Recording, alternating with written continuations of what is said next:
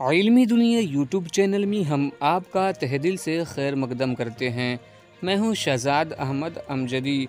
उर्दू मुतरजिम व मावीन मुतरजिम की तकर्रुर में ताख़ीर क्यों? जी हाँ दोस्तों, ये एक बड़ा सवाल है हुकूमत बिहार से कि उर्दू मुतरजिम व मावीन मुतरजिम की तकर्रुर में ताख़ीर क्यों है। तो दोस्तों, आपको हम पूरी खबर इस वीडियो में देने वाले हैं कि किस तरीके से हुकूमत बिहार मुसलमानों के साथ भेदभाव और सौतेला सलूक कर रही है और उर्दू की लाजमियत को कैसे उर्दू को ख़त्म करने की नापाक कोशिश कर रही है। तो वीडियो को अंत तक ज़रूर देखिएगा। वीडियो को शुरू करने से पहले एक छोटी सी गुजारिश है कि अगर अभी तक आपने हमारे चैनल को सब्सक्राइब नहीं किया है तो सब्सक्राइब करके बेल आइकॉन को दबा लीजिए ताकि आने वाले लेटेस्ट वीडियोस का नोटिफिकेशन आपको मिलता रहे। और इस वीडियो को दिल से लाइक कीजिए क्योंकि आपके लाइक हमारी मेहनत का फल होता है।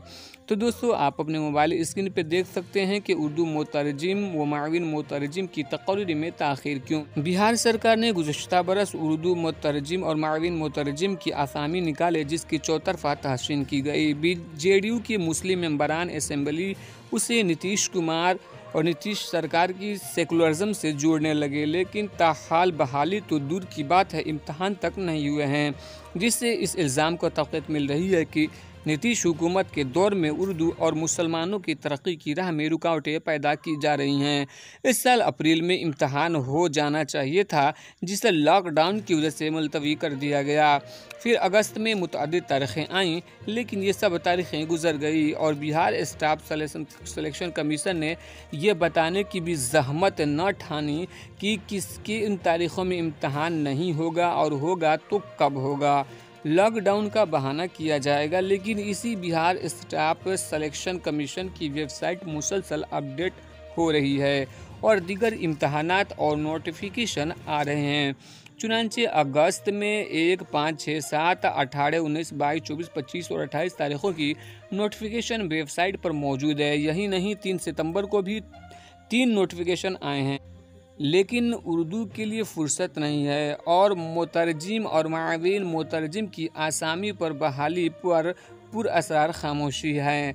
हाँ, जेई नेट के एग्ज़ाम और इलेक्शन के लिए कोरोना नहीं है, हुकूमती बिहार उसके लिए तैयार है। आप खुद सोच सकते हैं कि उर्दू मुतरजिम इम्तहान सरकार नहीं मुनक्किद कर रही है कि कोरोना वायरस फैलेगा, लेकिन क्या इलेक्शन होने की वजह से कोरोना नहीं बढ़ेगा? अभी जेई नेट का और दीगर इम्तहानात लिए जा रहे हैं, तो क्या उसकी वजह से कोरोना नहीं बढ़ेगा? लेकिन उर्दू मुतरजिम की इम्तहान कराने में कोरोना है। जनता दल के मुस्लिम लीडरान कल वैकेंसी आने पर उछल कूद रहे थे और सेकुलरिज्म का सूरमा बता रहे थे, आज वो भी खामोश हैं। सोशल मीडिया पर मुसलमानों की तरफ से सख्त नाराज़गी का इजहार किया जा रहा है।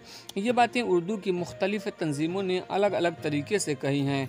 हुकूमत से मुतालबा किया जाता है कि उर्दू मुतरजिम और नायब मुतरजिम की तकर्रुर के लिए इम्तहान की इनेकाद की तारीख का ऐलान जल्द से जल्द किया जाए। तो दोस्तों, मैं इस वीडियो के ज़रिए से जितने भी हमारे मुस्लिम लीडरान हैं, मैं सभी से गुजारिश करूंगा कि आप अपनी आवाज़ को उठाएं कि जल्द से जल्द बिहार सरकार उर्दू मुतरजिम और माविन मुतरजिम की इम्तहानात का इनेकाद करे, क्योंकि बहुत सारे इम्तहानात जब हो सकते हैं तो ये इम्तहान क्यों नहीं। दोस्तों, एक तरफ से देखा जाए तो हुकूमत बिहार उर्दू और उर्दू दा तबका को साथ सौतेला सलूक कर रही है कि बिहार में उर्दू जो एक लाजमी मजमून था उसे अब लाजमियत को ख़त्म कर दिया गया है। वहीं पे 27,000 उर्दू टीचरों की बहाली की बात कही थी नीतीश कुमार ने, लेकिन अब तक सिर्फ 12,000 ही शिक्षक बहाल हो पाए हैं। वहीं पे नीतीश कुमार ने 2459 मदरसों को ग्रांट जारी करने की बात कही थी, जिसमें अभी तक सिर्फ और सिर्फ 814 मदरसों का ही ग्रांट जारी किया गया है। वहीं पे मदरसा साइंस शिक्षकों की बात करते हैं तो अभी तक 7 सालों से पेमेंट नहीं मिला है। बहुत सारे ऐसे मुद्दे हैं जिससे मुसलमानों के साथ आप अंदाज़ा लगा सकते हैं कि सरकार किस तरीके से सौतेला सलूक कर रही है। अगर सरकार का यही रवैया रहा तो आने वाले चुनाव में जेडीयू को भारी नुकसान उठाना पड़ सकता है। अगर जेडीयू चाहती है कि मुसलमान जेडीयू को सपोर्ट करें और वोट दें तो इन तमाम मुद्दों को, चाहे वो उर्दू मुतरजम का हो या उर्दू टीचर्स का हो या उर्दू की लाजमियत का हो, इन तमाम मुद्दों को चुनाव से पहले ख़त्म करना होगा। तभी मुसलमान जेडीयू और नीतीश कुमार को सपोर्ट करेंगे। अगर चुनाव से पहले ये सारे मुद्दे ख़त्म नहीं होते हैं तो आने वाले चुनाव में जेडीयू को बहुत ही ज़्यादा नुकसान उठाना पड़ सकता है और मुसलमान कतई जेडीयू को सपोर्ट नहीं करेंगे।